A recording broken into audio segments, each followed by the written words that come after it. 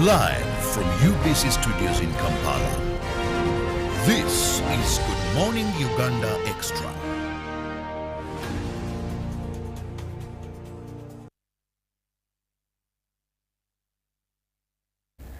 Good morning and welcome to Good Morning Uganda Extra on UBC TV. This lovely Thursday morning. Well, it's bright compared to yesterday where I had a bit of showers. Today seems to be a very bright day. So what does that mean? People with excuses.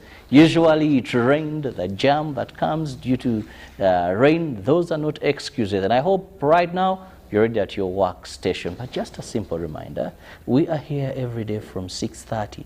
So make it a date with us. We want to start your day, cheer you up in case the night had a little bit, and of course we set the agenda, help you to be knowledgeable enough as you go about business during the day because you made that wise choice to start with us. Now, have you ever heard of these two words, gender sensitive and disability? Now, this morning, I'm going to be discussing this topic, which I find very interesting, most of the starting word, which is gender. Many people, when you talk about gender, the men we put in the defensive mode, the women are now they're talking about us. Well, my guest will give me more to that. And also, when we talk about disability, it's been around people who may not be able to do certain things unless they have been given aid.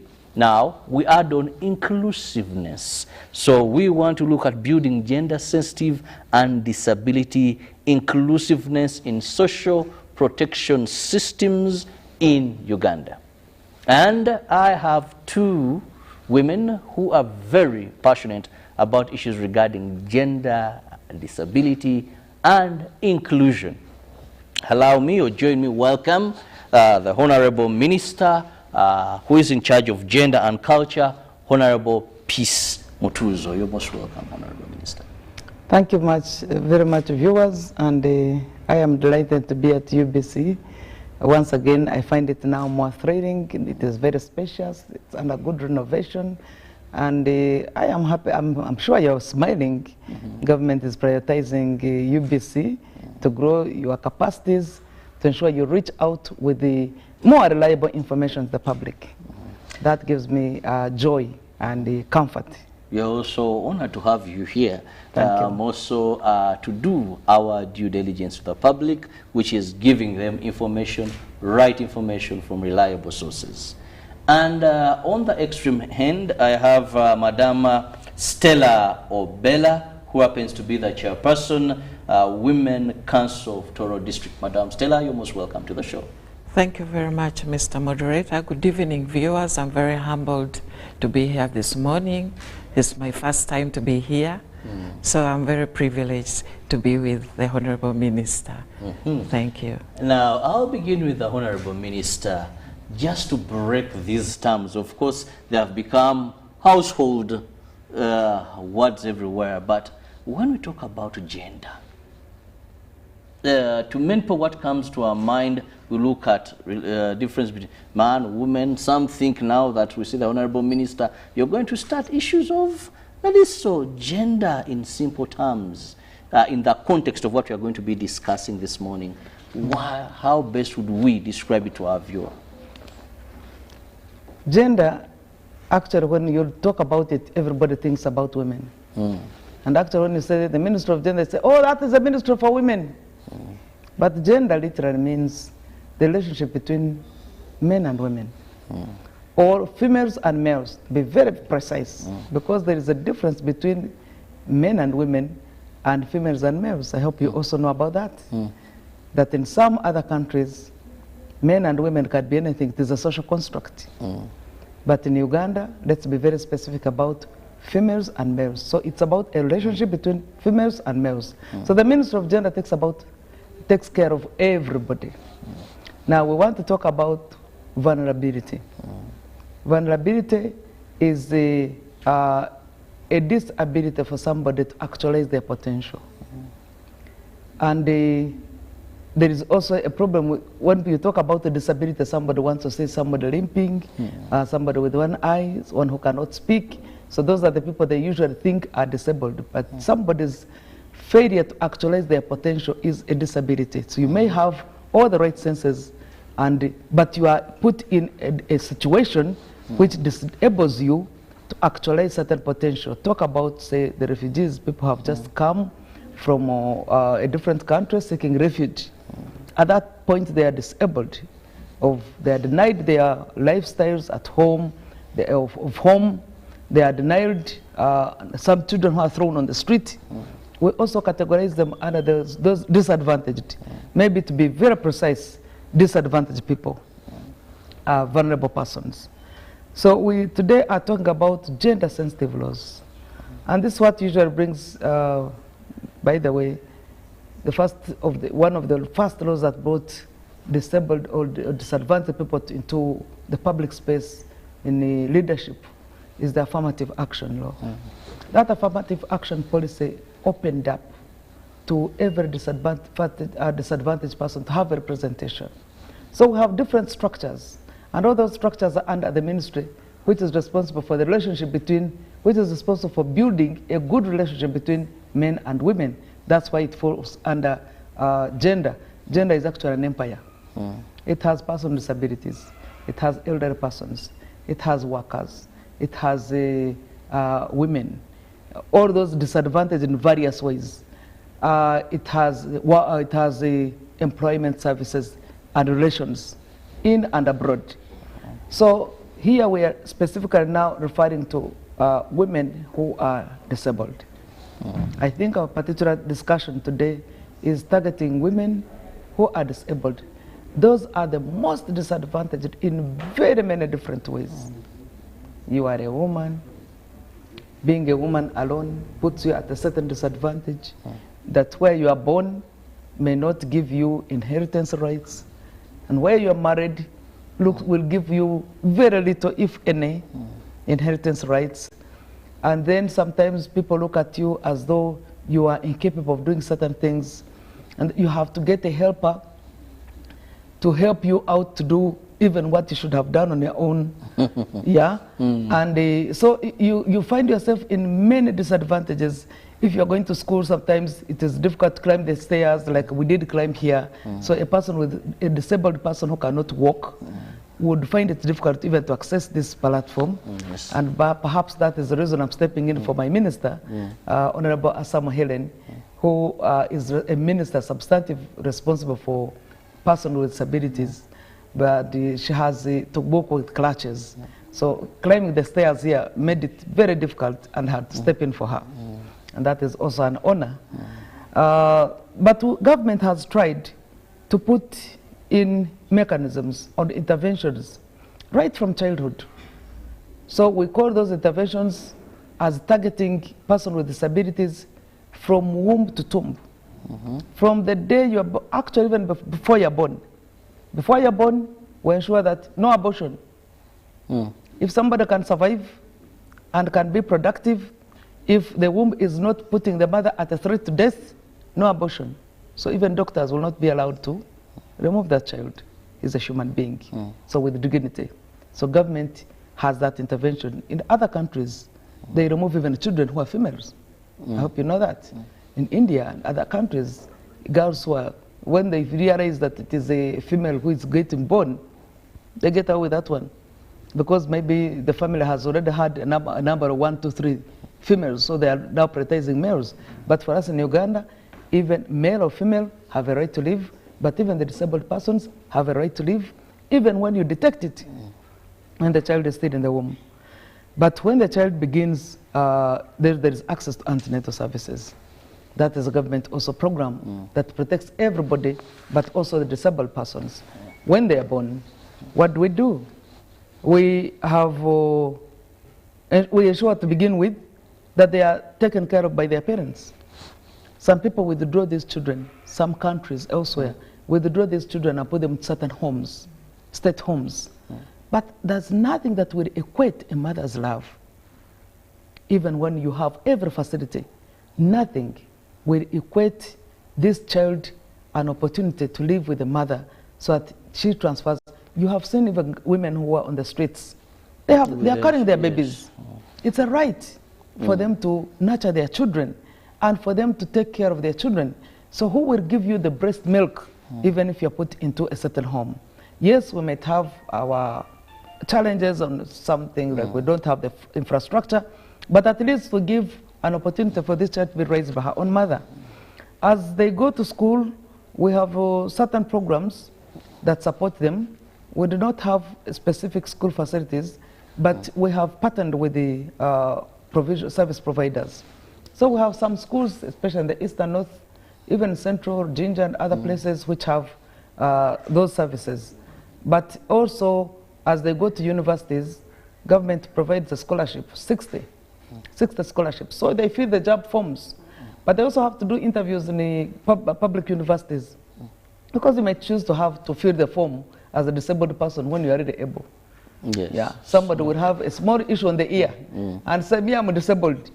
But you have all the abilities another person might have, maybe by 90%. So we are looking for this very, very vulnerable person who even needs a helper. So we even pay for a helper in government institutions. 60% government scholarships, but even the helper is put on a payroll to support the child to be able to go through or to cope with the shocks as he goes to school. And we have a social protection grant for the elderly persons. But also we have grants which we give to women, both men and women, disabled persons, other groups. Now in all the districts, every year we give grants of groups of we target about 10 groups, and each group should have between 5 to 15 people. But PDM is also coming, and the person with disabilities will have 10% of the share of all the money. 10%. Just prepare yourselves. The sky is the limit. Okay. Yes. Now, Honorable Minister, having said that, good, I have Stella, who comes from the civil society, despite being the chairperson of Women Council in Toro District. She is also the ED of Toro Anti-Corruption Coalition. Now, Stella, the minister has told us of the various government interventions. And I must say and credit my government, because we have very good policies, we have very good initiatives, and many come to benchmark us.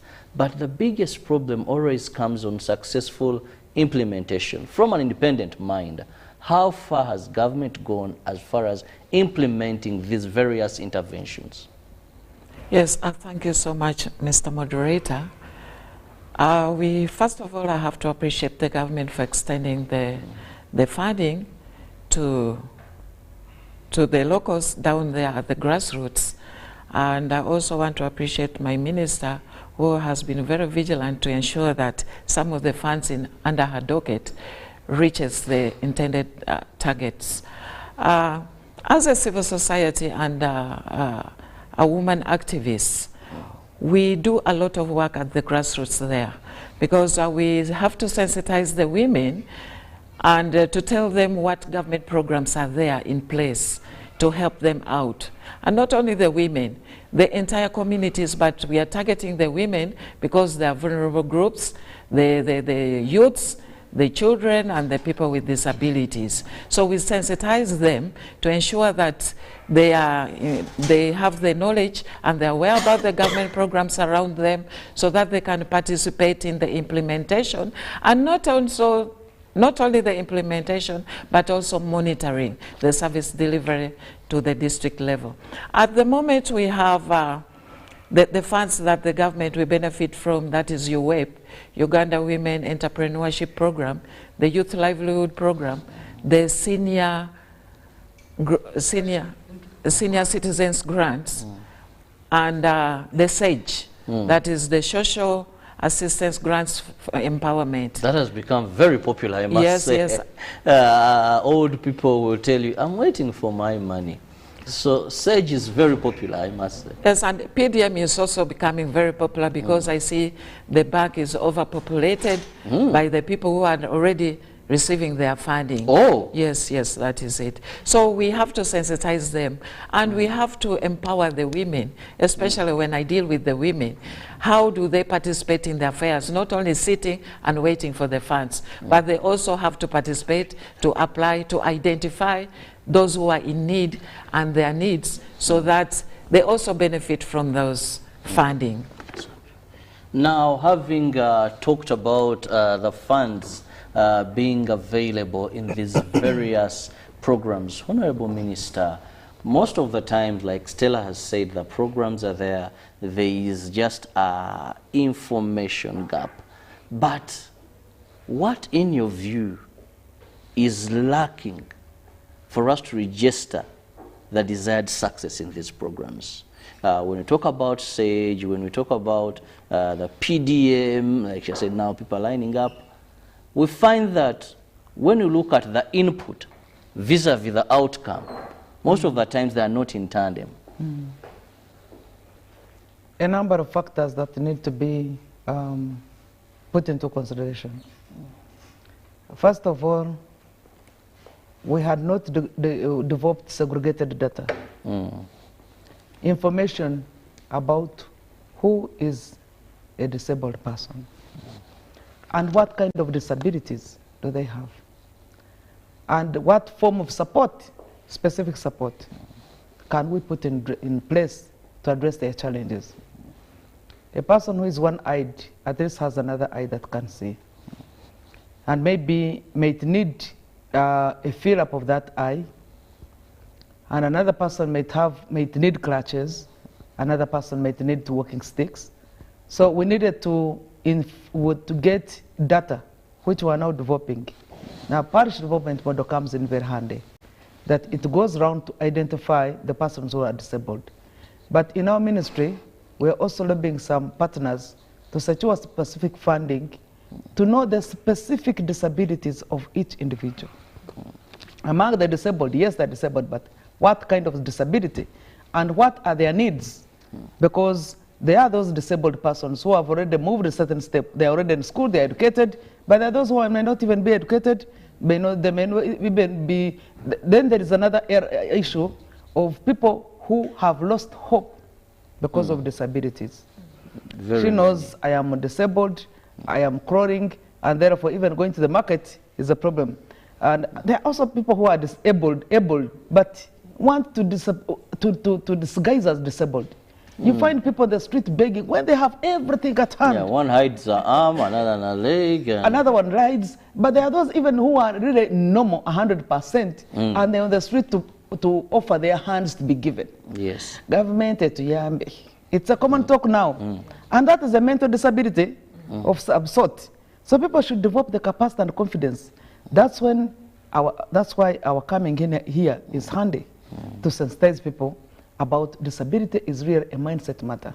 In many occasions, it is a mindset matter. You have possibly featured women who are washing using the legs. Yes. It means that when God denied you the hands, He gave you another facility you have not taken advantage of. Train the legs. I went to Nairobi and found a workshop of people who are not able to talk, but doing a lot of furniture. Very articulate. When they do their drama, dancing, they don't miss a step. So I think the lack of training is one element that we need to put in place. We also have another mindset challenge of people constructing buildings where people cannot access. A bank is supposed to serve everybody. A hospital is supposed to serve everybody. But you walk to private hospitals and you find staircases which are very steep that even a normal person finds difficulty in accessing. So some of these public facilities, even when they give out their plans to government for approval and put a ramp, at the end of the day, they turn that ramp into a small restaurant, they turn that into a parking space and fail to give an advantage to disabled people to access. Not that we need to understand that we have 12 million people of our total population in that category of disabled persons. 12 million is not a small number. Although government of Uganda has put in place measures to ensure that we mitigate or minimize the risk of having disabled persons, which we could possibly do away with, which we could have possibly averted by putting some of these services like nutrition services, like immunization services. We were trying to minimize the number of disabled persons. So we might find certain disabilities applying to very much older persons. That's why we put in SAGE, and that's why we put in councils. These councils are a voice for the voiceless. So we have councils for persons with disabilities at village level, a structure of 5 people, up to the national level, and we ensure that they are facilitated to discuss. They feed into the Ministry of Gender. The Ministry of Gender has another committee in Parliament, and we have laws and policies which support them. So some of those interventions are there really to ensure that the person with disabilities do not suffer or we can mitigate the shocks that they are likely to face and survive with them. And also acceptability. Acceptability is a big issue that we need to think about. You might have found a person who may be disabled. You want to engage him for marriage. But as soon as your parents see this person, or as soon as, yes, your parents, both, whether it is a female or male, see this person, they develop a negative attitude. And yet you have found your best suitor, where your heart can rest comfortably. So that kind of attitude is also and name calling, you know. If somebody is capable of doing everything, he's a total human being in all the parameters. But you say, genda kuduka ya umere mori. You know? Ono murema reta tabitegera burungi. Sometimes I tend to speak in our local language to drive the point home that there is a mental kind of attitude that we might have developed against with disabled persons. Even parents sometimes. I went to my constituents at some point, and when I brought the wheelchairs, I had never seen the number of people that needed such wheelchairs. So I thought 120 wheelchairs were too many, even for the district. I had anticipated that after a week I would drive some of them to another district. But I was overwhelmed, and I wondered, even the families I had not expected, because you don't go to church and find them. You don't go to the market and find them. So meaning so that often some of them are being hidden behind behind the backyard of our homes, and some people feel they are carrying a shock or a shame to have such person. But I tell you what, that person might be a blessing to your family. Just look for his potential. Like if you trained this person in computer, for example, this person would concentrate, would put all his brains. Right now, you can attest to this, that some people are put in offices, on secretarial services, and they're always jumpy. They're in phone calls, they're playing cards, they're doing this, they're doing the other. They're not putting a lot of attention to their work. Very true. So this person, if he was trained to be a secretary, I think would do a much more, and would respect his job. Because that is where all his potential can be actualized best. Well, still looking at inclusion, that is in terms of gender and women with disability to be particular. I have the Honorable Minister, Peace Mutuzo, with me, and also Stella Obel, who happens to be the chairperson, Women Council, Toro District. Allow me go for a very short break, and I'll return, and we'll still be looking at how far have we gone, what are the challenges, and how best should we move forward. Good morning. Live from UBC Studios in Kampala, this is Good Morning Uganda Extra.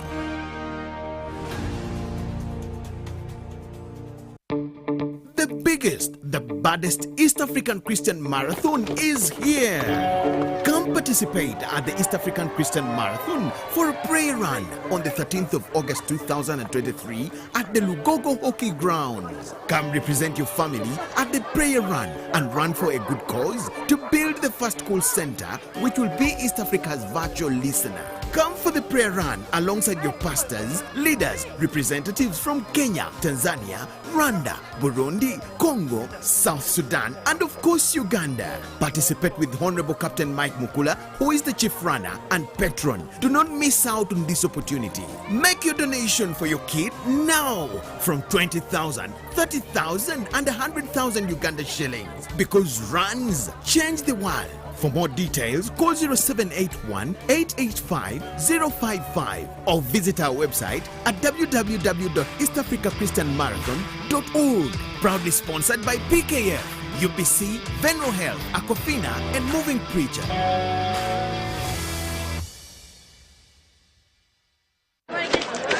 Juko. Yo. Wachikuwa.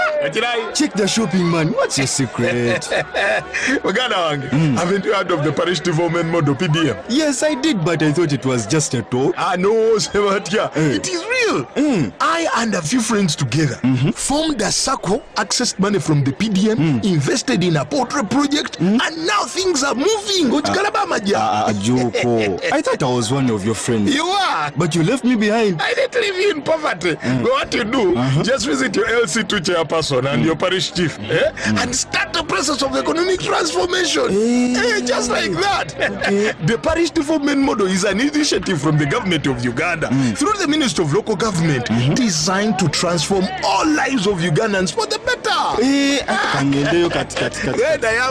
PDM, my parish, my development, my life.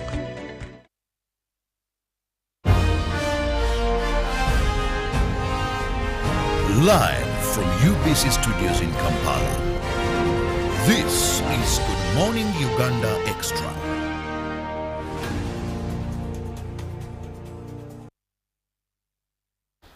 Welcome back and thank you so much for being with us on UBC TV. This is Good Morning Uganda Extra. I'm Robert Chirabo Nyonyitono, and in case you've just joined, we are looking at inclusive social protection systems for persons with disabilities, and in particular women, because this is a group that is so much affected. We must be very honest, the vulnerability levels when it comes to women with disabilities are so high in our country. How should we move forward? Now, I have Honorable Peace Mutuzo, who is the Minister for Gender and Culture, and I have that is Stella Obel, who happens to be the chairperson Women Council for Toro District. And before we went for this break, Stella, earlier you had mentioned the issue of information.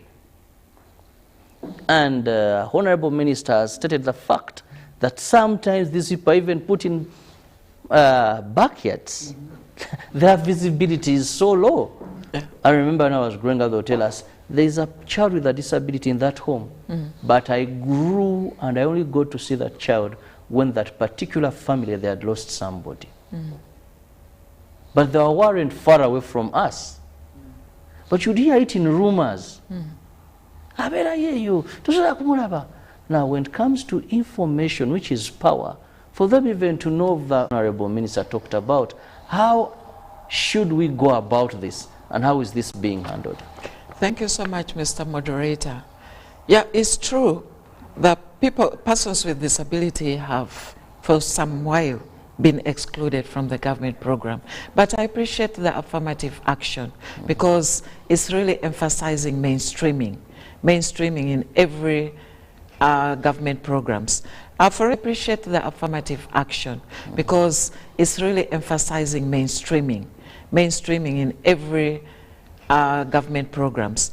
For instance, with the Women Council, at the executive level, at the district level, you see there is a representative of the persons with the disability at the council and also the youths. So they defend the interests of their special interest groups. So, and as also at the background of being a civil society practitioner, we sensitize the communities. I use the skills and the knowledge I have to sensitize even these women councils right from the district, the sub-county, the parish, and the village to ensure that they monitor. And when they monitor, they don't only monitor value for money, but they have to monitor inclusions. For instance, like the labor-intensive public works in NOSAF, we trained them and we tell them the people with disability have to be included, and as well as the women also have to be included in that LIPW, such that they also benefit and they can defend their households. And secondly, also, the persons with disability if it's excluded, you find that their homestead is also affected. So when they earn the small income out of the government programs, they can as well sustain their families. And people with disability are not totally excluded, but we are trying our level best, because we appreciate that Rome wasn't built in a day, but it took some while. So we shall reach there one day. And it's a process that we are really emphasizing on. We are sensitizing the communities. We are sensitizing the people who are affected so that they participate in the government program. And basing on Article 42 of Action, access to information, we really tell them you have to participate in the affairs of the government, and basing on referring to also Article 17 of, because at the beginning, those olden days, you sensitize somebody and you say, you have to participate, you have to monitor, you have to participate in the planning, in the budgeting. When there's a budget conference, you have to be there. When there's a sub-county conference, you have to be there. You have to also participate in identification of your priority needs. Because if you don't identify, who else is going to identify for you? If you don't participate effectively, who is going to talk on your behalf? You find that you are missing on the government programs, on the budget, in those government programs that I just mentioned earlier on. And we have very nice government programs. And the community at large, in every forum, in every platforms, to ensure that they participate, and they ensure that there is effectiveness and efficiency in service delivery in the funds the governments release to them. Okay, now that said, a lot of sensitization, that brings me back to the Honorable Minister. Now, one of the things that government does, and I think this is right from 1986, is government of Uganda has not only tried to create a conducive environment, but also has gone as far as providing various financial avenues and credits available for these people. But there's always been challenges of accessing this credit, even just the SAGE. There was a time we had issues of age, where some are saying you're giving in some areas 80, those that have clocked 80 years, yet in some we see a survey about 70, others were saying, but no, look here, if government retires someone at 60, you know, and I'm now taken as an elderly person, why then should you leave me alone? When you look at special financial credits that you've talked about for specifically people with disability, how do you overcome this challenge? The monies are there to hear of these services, but never benefit from them. Okay. We have a Christian song that goes, everything is double, double. When we are taking care of person with disabilities, first of all, we have to have in mind that a person with disability is one person who is more disadvantaged than even a normal vulnerable person. We have people who are vulnerable, but the ones who have a disability on their body are more vulnerable. But when it also goes to a woman, is triple vulnerable. Now, we have women's specific rights. We enjoy all rights, but the African Union took care of ensuring that women's specific rights and the women's person with disabilities very specific rights are also taken care of. As government, we have ensured that they are represented at many levels and different fronts. While they have their disability councils, we ensure that we have factored in person with disabilities in the women councils. They have councils for disability, but we ensure that we have a representative when we are getting into the women councils. We have a representative of the person with disability when we're getting into workers' councils. We have a person with disability who will be representing in the youth councils. So that is double representation. So that's every point we mainstream, we factor in issues that concerning the person with disabilities. As we talk right now, we are in the final stages of ensuring that they are captured within the presidential skilling program, that person with disabilities interests are also factored in. So we shall have a specific percentage of persons with disabilities that will be able to benefit from the presidential program of skilling, because they have the mental faculties which are good enough, of course, under examination. If you have good mental faculties, you don't only have the legs, but you have the hands, then we shall give you a machine and train you on a machine which can use the hands. Even if it is about riding, if it's driving, and you should be able to access even opportunities from government. Then we have a grant. Where we have been giving young people or women program, the Women Entrepreneurship Program, it is a loan. You have to pay it. But for persons with disabilities, we give them a grant.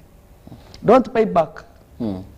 Because government has to put in a certain percentage to support you to survive, to absorb the shocks. But what are the opportunities, or how easy is it to get this grant?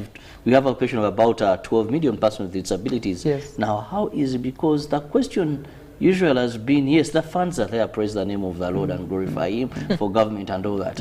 But the issue has been getting to those funds.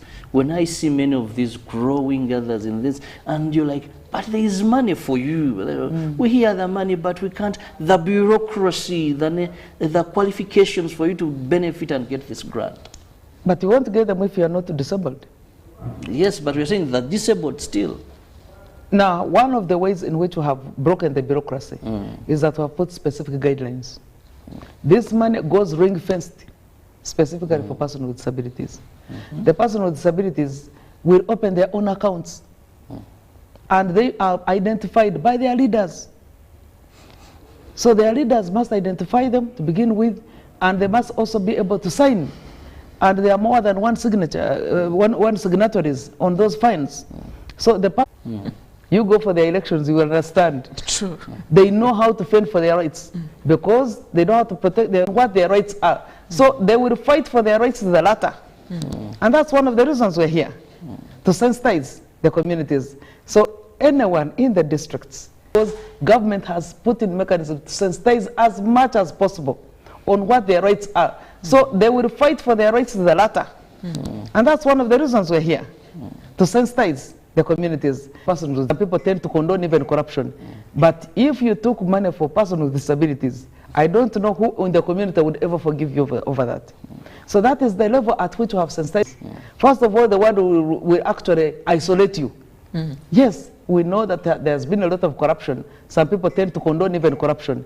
But if you, so that is the level at which we have sensitized the public to be very conscious on taking care of persons with disabilities. Because struggling, for them to struggle to make life should be supported. Is good enough that they have the courage to get out into the public. The parent will say, oh, I have this in the backyard, to the limelight, for them to be able to have some support. That they would even want to venture into taking. There are those who must be professionals. And we don't have very many professionals. You need all your support 24 hours. But you're also supposed to, you're a potential wife, you are a potential husband, and 24 hours, we have employed a number of people to support the person with disabilities, even at the ministry. By the following day, they'll put in their resignation, because sustaining also another person in your family when you are incapable of supporting your own self is not an easy task. So we keep ensuring that we put mechanisms in place. We are trying to minimize the risks, but some challenges are also those that really require a lot of investment. So we look for partners in this struggle. We look for partners, and we are happy that some partners have come specifically for the person with disabilities. You will bear me witness, yes, there could be some people on the street still crawling, but they are not as many as the able person. The able girls and boys are running all over, and I think they are the ones who denied these people business of getting onto the street.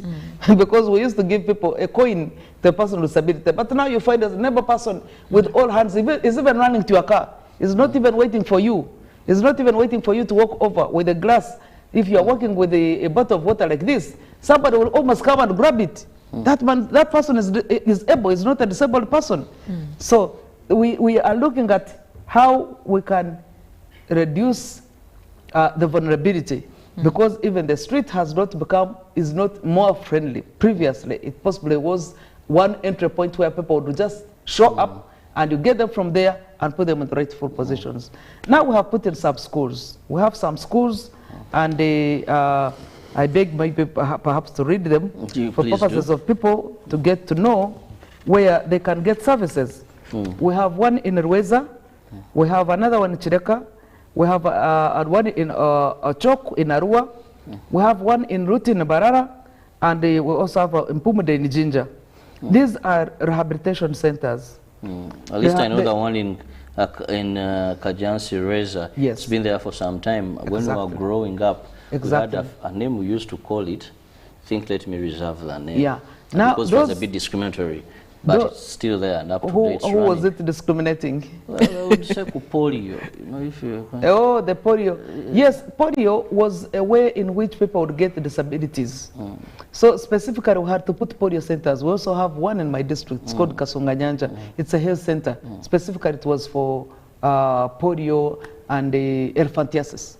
Elephantiasis specifically. Those were diseases which I told you before that when we started not only antenatal services, but also screening and giving some immunization services. We're trying to avert people or to mitigate the risks of people catching up these diseases. So we actually have now fewer people with polio, or none. That is why we have that rehabilitation center now in that specific place, which is not now addressing polio. Yes, it now addresses all disabled persons. Why have we put those rehabilitation centers? Is for somebody to have a training skill. So we train them tailoring, shoemaking, carpentry. Some of them are into singing. I have seen one girl who sings and even jumps, but she has no legs. And it's really amazing. Whenever she wants to appear on the podium, everybody is interested in just looking at that particular one. There used to be also a pastor who had no legs. You remember? He used even to, they would put him on a table, and he would, so that one uses his vocal cords as an advantage. And everybody is impressed that if somebody who has no legs, has no arms, has nothing, can swim, can preach, can offer himself to serve the Lord and serve the community, has not seen any disadvantage within him, he only sees the advantages. How about me? So all those are inspiring mechanisms that we are putting in place to ensure that somebody is capable of using the few advantages he has, but maximize the potential. Okay. Now, we have a few minutes to be out of these studios, but let me get your last remarks to our viewers, Stella. Yeah, thank you so much, moderator. I also think, which is also obvious, that the elderly are also disabled. Because the elderly, you'll find they may not walk. They are visionary impaired, hearing impairment, they experience all those impairment. So I would call upon the communities, and I would call upon the Uganda at large, our dear listeners, to respect the people with disabilities, especially the women who are in their productive age brackets, who are very vulnerable to be abused, to abusive substances. So I would request that we give them a hand and we guide them, we mobilize them to participate in the government programs to the benefit of all of us. We shouldn't really disenfranchise them that they are disabled, they are nothing doers. And for those who are disabled, if your hands can do something, you can mend shoes, you can tailor. So please, begging is not a solution. Learn how to fish and you'll always be very comfortable wherever you are. Thank you so much. Thank you. Stella, Honorable Minister, as we move out of here. As we move out of here, I want our listeners to prepare for a rainy day.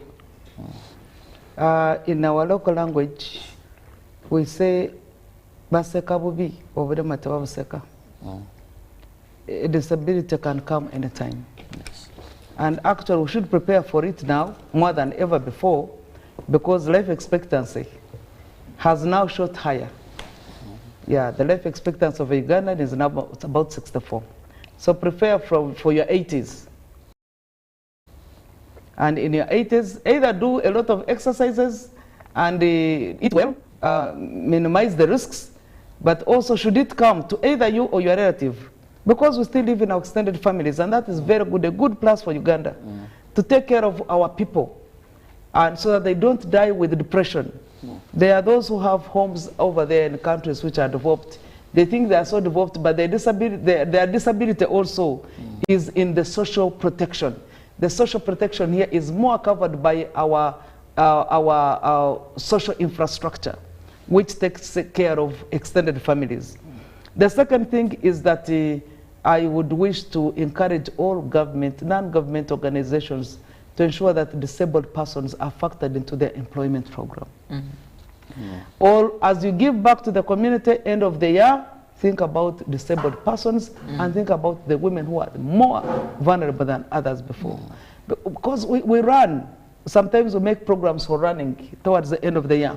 And we are collecting money, maybe for a cancer institute, we are collecting money, maybe for another small something. Yes, that has been very good. But this year, I want to request and put your attention towards women who are disabled, and also give them jobs, give them employment. It will earn you more credit. If there are credits that God keeps giving and adding a plus, yes, touch a hand of a disabled person, touch a hand of a more vulnerable person, and I think you have met your credit. You have made a deposit on your cash credit in heaven. Well, I want to thank you so much, Honorable Minister Peace Mutuzo, who happens to be the Minister in charge of gender, and of course, for the good time that you've given us and that insightful information regarding your docket, gender and culture. Thank you so much, Honorable Minister. And also Stella Obella, who happens to be the chairperson of Women Council of Toro District. Thank you so much. Send regards to the people of Toro when you get back. We'll have them as Uganda Broadcasting Corporation, and we will continue to air their concerns as they come in. But to our viewers, thank you so much for being with us from 6:30 till now. We appreciate the precious time that you've given us. But don't forget, in case you miss any bit of these shows, you can always go to our YouTube channel, Forward, Rewind, and I can't wait to see you tomorrow. But very importantly, about the topic we've been discussing, anyone is a potential candidate of any disability. So what do we require to do? Let's set the ground very conducive for persons with a disability, that should you get there, you've set the ground enabling for you to live a decent life. Let's avoid stigmatization. Let's know that as you are today, you never know what tomorrow will bring. So let's ease